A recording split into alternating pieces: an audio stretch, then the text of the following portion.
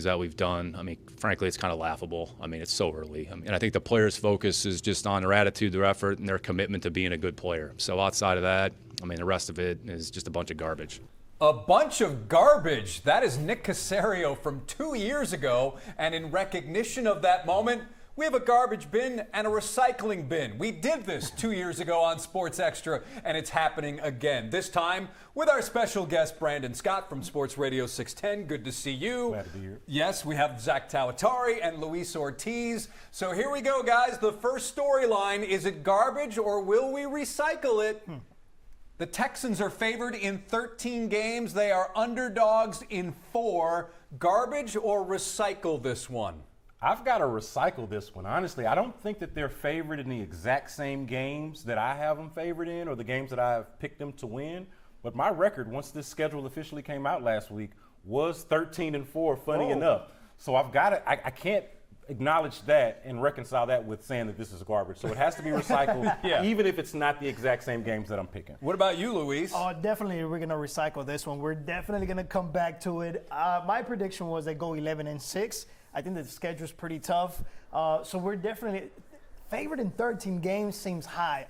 Obviously, we do. If they won 12 games last year, right, the idea is to get better, improve, and win more. And if things, click the way they're supposed to click, let's see what C.J. Stroud shows this year, then maybe it is possible. For me, definitely we're going to come back to this one. Yeah, we are definitely recycling this one because we need things to talk about leading into the season. Yes, we have training camp. Yes, we have OTAs, but we're going to need more to talk about. So this one is indeed recycle. We're totally recycling this. If you thought the hype for last season was high, just wait until this season in the upcoming months. We're definitely recycling this.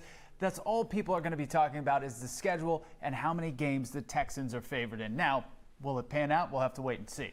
Brandon, with OTAs this week, what are you most looking forward to? Funny enough, I'm actually most looking forward to watching the rookies join the veterans. Now, the key rookies, the ones that we're going to most be looking out for, they're not going to really get involved until pads come on well into training camp, right? I acknowledge that. But I'm most excited about Keelan Rutledge, Caden McDonald, the defensive tackle that they drafted. And I understand that these guys aren't going to be mixing it up exactly the way that they will in training camp and certainly once the season begins. But to watch them with their actual peers, their teammates, I'm really excited about that. I'm most looking forward to seeing C.J. Stroud address the media and some of the questions he gets and how he answers them. Certainly, I know there's going to be a question about his hair and that he looks bigger. And I'm just curious to see and hear what he says his mindset is right now, given how the season ended and everything he's been leading up to this point. See, I was going to say that as well, Jason. Not so much what I'm excited to see, but to hear. I want to hear what C.J. Stroud has to say. Inevitably, the end of last season is going to come up at some point. I'd like to hear how he's felt over the last couple months dealing with that. Yeah, and to Brandon's point, I mean, they're not going to be in pads, right? So OTAs, you got to kind of take it with a grain of salt. So it's going to be more about, obviously, I think, the guy that's under the magnified glass is C.J. Stroud. You talk about, they'll ask him about, okay, his mindset and the haircut and everything. What about the no contract extension? How about that, right? Yeah. How he feels about that. Will Anderson Jr. got it already, so we know that he's on this, you got to prove it or show it kind of testing, if you will, or window, if you will. So I think, obviously, the obvious is C.J. Stroud. I'm going to try not to hold the hair thing against him. I'm curious about that, too, but I'm going to try not to hold it against him. And now moving on, Donovan Mitchell from the Cavaliers says, I don't feel we're overmatched by the New York Knicks, despite being in danger now of being swept in that series. Is this garbage or is this going to be recycled? This is garbage, or as my grandmother would call it, hot garbage. This is garbage. Listen to me. If he doesn't feel, maybe he doesn't feel overmatched, but I can tell you as someone that's watched every game of this series, he looks overmatched and that team looks overmatched. And you're talking to somebody that did not count them out once they blew that first lead, the game one lead, catastrophically. I thought they were still in it. I didn't buy into the idea that they couldn't recover from that. Well, newsflash, they haven't recovered from it yet, and they definitely look overmatched. I'm going to put this one in the garbage bin. Yeah, it's trash. They're done. I mean, they're down 3-0. They're going to get swept. They lost that 22-point lead in game one that Brandon's talking about. He's talking about they're not overmatched. Have you seen the Cavs play? They gave up on a few plays just this last game. Nobody even defended when, they were driving to the hole. So Jalen Brunson driving to the hole. So, yeah, this is trash.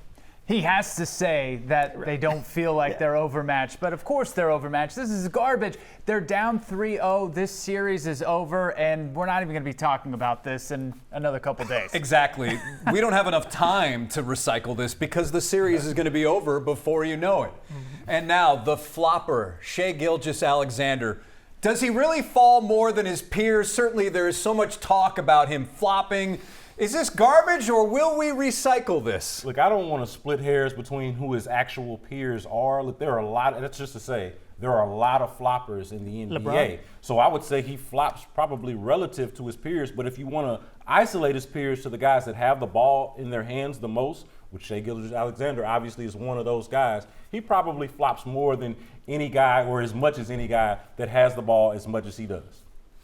Yeah, I mean, is it recyclable or trash? I don't really want to talk about this. I'm going to say it's trash, because it's part of his strategy, part of his game. He wants to get to the free throw line. And also the refs, they're going to give, he's a 2-time MVP now, so they're going to give those calls to, players of his caliber. Yeah, trash for the record. That's Really? I think this is recyclable. Oh, I'm sorry, recyclable. Okay, yeah. Recyclable I was because going to it's say, true. I was going to say recyclable only because after this series, should Oklahoma City advance, you have another potential 7 games to talk about this on an even bigger stage against the New York Knicks, should New York advance, which we think the Knicks will. So I'm going to say it is recyclable because we're not going to be done talking about this. We're going to talk about it through the NBA conclusion of the NBA season. Definitely recyclable. This is not going away. But to Brandon's point, also, his style of play has something to do with it as well, I think. I mean, he's starting, stopping, drawing contact. So, yeah, he is going to flop. Does he flop more than others? I don't know. I agree with Brandon. I think relatively probably about the same. But this issue isn't going anywhere. They call it foul baiting, which is a kind way of saying flop. Yeah, so 3-1, and that will mean this goes into the recycling bin. And moving on, grades for all 30 MLB teams at Memorial Day from writer Bob Nightingale. He gives the Astros an F+. Is that garbage, or is this topic something that will be recycled? I think it's going to have to be recycled. Now, I don't want to take too much issue with Bob Nightingale for the F+. I mean, anytime I got an F, no one was like, well, you got a plus. You're right there next to a D. You're almost passing. No, an F is an F, so I'll take an issue with that. But this is definitely recyclable. Considering, look, you want to give the Astros credit for their sweep of the Cubs over the weekend, but they've been struggling. They're one of the worst teams in the American League in all of baseball. Definitely one we got to recycle. I think it's a garbage take. No offense to Nightingale, but recyclable because we'll come back to it at the end of the season or down the road at some point, maybe by All-Star break, and see if they do get out of this hole or if they even get deeper in it, right? But look, it's 1/3 of the season, so many injuries. You talk about being one of the worst teams in the league. Yeah, well, there's a lot of injuries that have to put, that play a part in that.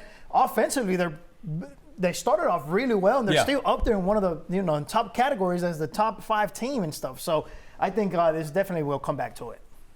I have to agree with this. I'm going to say this is recyclable. I think that come July, we may be talking about a really, really difficult season for the Astros. And that grade is not going anywhere, and it could continue to be a conversation as we get even deeper into the season. I'm going to say it's recyclable as well. You mentioned the All-Star break, July. Shoot, we may be talking about this again next week. That's just the way things, just when you think the Astros may have turned a slight corner, then they go back and there's another injury or they lose 3 out of 4. And for that reason, I think this is recyclable as well. And really, you wonder, should they be graded on a curve given all the injuries? Right. But I don't know if that's really should happen here. I don't think they should be graded on a curve. I think you got to grade them based on what you're seeing. And for the most part, besides, this sweep of the Cubs and a couple of other instances, they've struggled to play decent baseball. Yeah. And I think that that's where that grade comes from. You can't grade it on a curve because every time they turn a corner, they hit the curve. So, I mean, that's the issue. I mean, but if you don't have your best players, how can you be expected to win? That's their or play, thing. or play your best I mean, baseball when you don't have your best players? This is their thing. It's not an excuse. It happens to everybody. You are where right? you are. Yeah, You know? it's 2 years running where they don't have their best players. Jordan's played every game until he finally got one off. Last year he didn't play, so no Jordan, they're bad. With Jordan, they're bad. Well, they weren't terrible. I mean, they almost made the playoffs last year without Jordan. Almost. Almost. And when they made it the year before, they didn't win any games. True. All right, everybody, that is Garbage or Recycle. Thank you, Nick Caserio, for the content. We appreciate it. Even 2 years later, Brandon Scott from Sports Radio 610, thanks for joining us here on Sports Extra. Glad to be here. Thank you.